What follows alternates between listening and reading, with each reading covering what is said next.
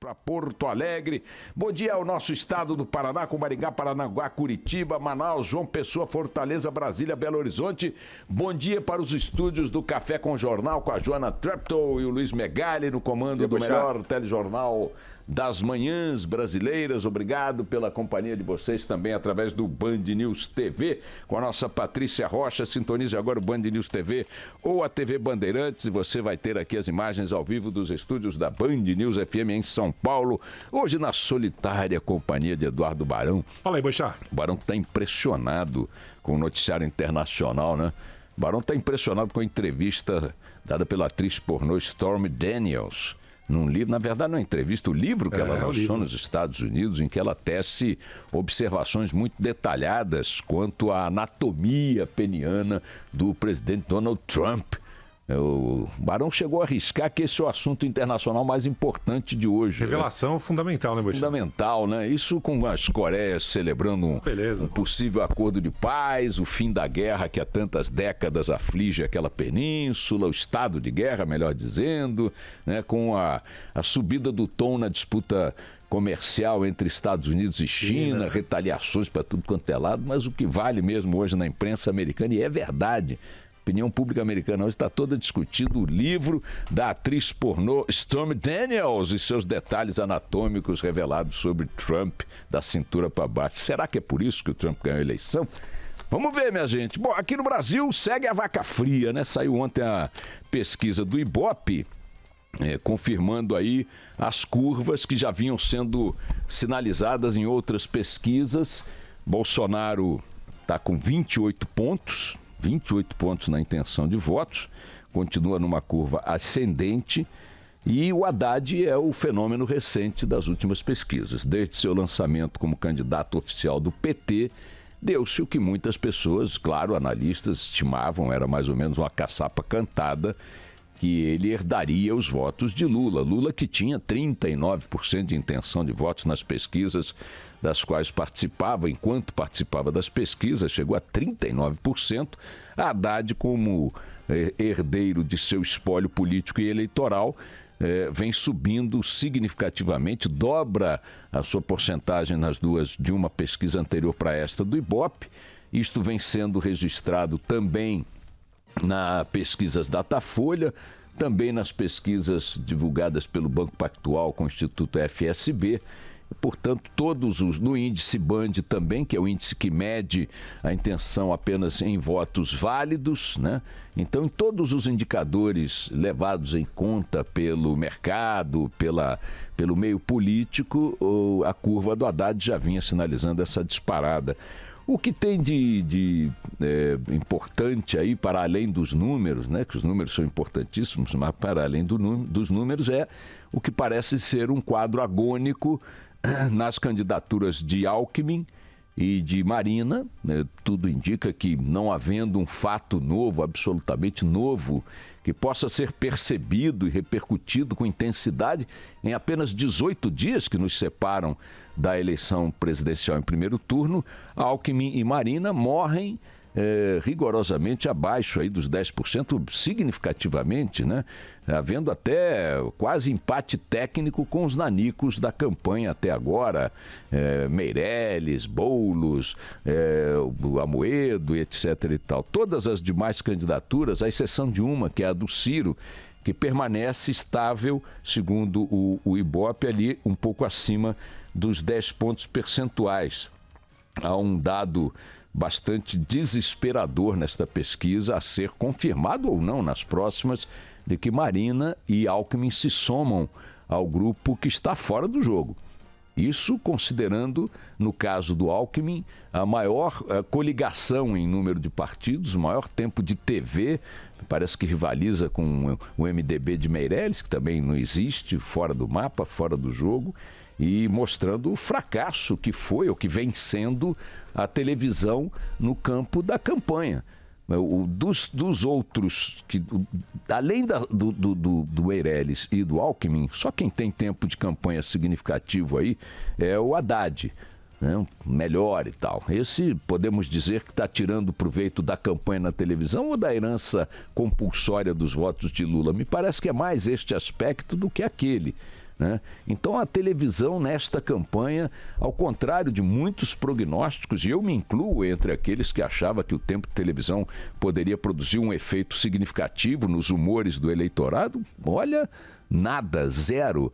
Isso é uma mudança importante para a gente registrar, porque é definitivamente a migração desses termômetros, desses impulsos para as redes sociais ou para outros meios, ou a imprensa convencional ou tudo mais, mas a tal campanha de televisão, horário eleitoral gratuito, não foi um fator, ou não vem sendo até agora um fator me parece, de alguma relevância, que mereça alguma relevância. Nosso querido Lavareda, nosso analista aqui, cientista político, sempre conosco analisando as pesquisas, diz que esse período curto que separa o dia de hoje do primeiro turno ainda é muito tempo e que a televisão pode sim ainda produzir algum tipo de consequência. Mas até agora o que a gente mede é a inutilidade quase que absoluta do tempo de televisão sobre os humores do eleitorado.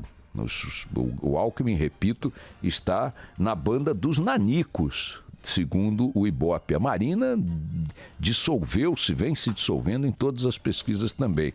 E o Ciro vive o dilema de poder permanecer competitivo nos próximos dias. Ele que continua aí acima dos 10 pontos no Ibope agora, nesse Ibope divulgado ontem. Então, 28 para o Bolsonaro, 19 para o Fernando Haddad. O Ciro Gomes está com 11, o Alckmin caiu para 7, o Ciro Gomes manteve os 11 da última pesquisa, o Ciro Gomes caiu para 7. Não, o Ciro Gomes não. Perdão, o Geraldo Alckmin caiu para 7 e a Marina virou pó mesmo, praticamente virou pó. Agora, tem um detalhe que eu acho importante, que é o seguinte, houve a simulação nessa pesquisa do Ibope para o segundo turno, tá? Enfrentando o Bolsonaro, todas as hipóteses de enfrentamento com o Bolsonaro. E o Bolsonaro também apresenta um cenário que já vinha sendo percebido também de forma mais tênue em outras pesquisas. A do Banco Pactual mostrou isso de forma mais nítida na última segunda-feira, que é o seguinte, o Bolsonaro empata, ele que vinha sempre perdendo em segundo turno para praticamente todo mundo, ele agora só perde para o Ciro Gomes. Por um pontinho, portanto, na margem de erro. Significa que Bolsonaro melhorou seus prognósticos para o segundo turno. Ele ele fica com 40% empatado com Haddad, exatamente 40%, fica exatamente empatado com Alckmin, em 38%, ele ganha da Marina por 41% a 36%, e ele perde para o Ciro 40-39, ou seja, empate técnico em todas as simulações, ou empate factual. Acho que a pesquisa Ibope, a gente procurou aqui muito nos sites do próprio Ibope, do TSE e no noticiário de hoje, não encontramos simulações com o Haddad. E se o Ibope não fez simulações com o Haddad, me pareceu um erro, porque tudo indica, pelo andar das pesquisas, que o segundo turno está decidido. Se essas curvas se mantiverem, repito, sempre há a possibilidade de surgir um fato novo, faltam 19 dias, mas enfim, pela linha que as curvas têm, Haddad e Bolsonaro disputarão o segundo turno. Se esta é a percepção ou o fato, né, que está nítido, por que não simulações com Haddad em segundo turno? Por que elas seriam interessantes? Porque numa simulação de com Haddad para o segundo turno, o Ibope poderia dar indicações ao eleitor de quem tem potencial de derrotar o Haddad no segundo turno. Por que é importante isso também? Da mesma forma que é importante mostrar para o eleitor que o outro candidato no segundo turno, Bolsonaro, perde ou ganha deste ou daquele concorrente, seria importantíssimo, igualmente importantíssimo, que se soubesse o que acontecerá com o Haddad no segundo turno. Eu não sei, o Barão tem alguma informação? Não, só para explicar, porque tem a simulação do Haddad no segundo turno com o Bolsonaro. Não, só com o Bolsonaro, isso, mas aí... Os ouvintes mandando mensagem para cá, mas teve simulação. Não, claro, só para você, então vou repetir. A simulação do Haddad com o Bolsonaro é feita por causa do Bolsonaro, tanto que o Bolsonaro está simulado em segundo turno com os demais candidatos. Mas não está simulado o Haddad com os demais candidatos. O que acontece? Por exemplo, o que hoje está na cabeça das pessoas? Eu quero derrotar o PT ou eu quero derrotar o Bolsonaro? Essa é a questão que está colocada pelas pesquisas há 19 dias das eleições. Então teremos um segundo turno em que a esquerda vai representada pelo Haddad, né, com a promessa da volta do apogeu petista ao governo, com tudo de bom e de ruim que ele possa ter. E a direita, que virou pó no centro, com Geraldo Alckmin, Amoedo e tudo mais, cambou mais para a extrema e está indo com Bolsonaro, ok? Então hoje, quem está pensando o que vai fazer com o voto no segundo turno, olhando para esse retrato, está diante de Haddad e de Bolsonaro. Quando eu coloco Bolsonaro confrontado com os demais candidatos, eu sei o que vai acontecer, pelo menos, ou melhor, o que a pesquisa está dizendo hoje que vai acontecer. Ele empata com todo mundo, ok. E o Haddad, num segundo turno que hipoteticamente não fosse com o Bolsonaro, que resultado produziria? E aí é importante pelo seguinte, supondo que o Ibope ou o Datafolha ou quem quer que seja faça uma simulação com Haddad no segundo turno enfrentando os demais candidatos e outro candidato qualquer, o Barão, ganhe do Haddad por 7, 8, 9 pontos de diferença no segundo turno, o eleitor diria, bom, se eu não quero a volta do PT, eu quero esse outro aí. E isso teria algum impacto nos humores de hoje do primeiro turno. Estou achando que falta esse número nesta pesquisa do Ibope. Não sei se as pesquisas anteriores fizeram esse cruzamento tendo Haddad como presença comum nas demais simulações de segundo turno, né? É interessante tentar saber agora, já que já sabemos o que acontecerá com Bolsonaro no segundo turno, com empate técnico em todas as simulações, quais são as simulações que seriam produzidas para o Haddad. Porque, por exemplo, quem está em dúvida do que vai fazer com o Ciro Gomes, que continua ali lutando no segundo escalão, está isolado ali no segundo escalão, poderia dizer, opa, peraí, se no segundo turno o Haddad é derrotado pelo Ciro, eu não quero que o PT volte, eu vou no Ciro. Isso tem essa hipótese. Ou vou no Amoedo, ou vou, sei lá, no Meirelles, vou em alguém. Mas eu não sei até agora como o Haddad se comportaria no segundo turno, porque a pesquisa do Ibope não trouxe essa simulação com os demais candidatos.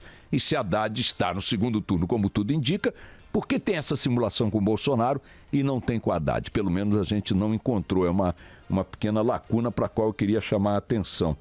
Bom, agora, com este indicador de que está definido, tudo parece ser definido para o segundo turno, temos que começar a prestar atenção redobrada no que suas excelências pretendem fazer caso se elejam, né? O Bolsonaro ontem soltou um vídeo do hospital falando de descentralização do poder para privilegiar os estados e tal, e municípios, para pulverizar um pouco mais a concentração de verbas e de poder sobre os recursos públicos e tal. O seu provável ministro da Fazenda deu declarações dizendo que vai estabelecer a alíquota única de imposto de renda, recriar a CPMF.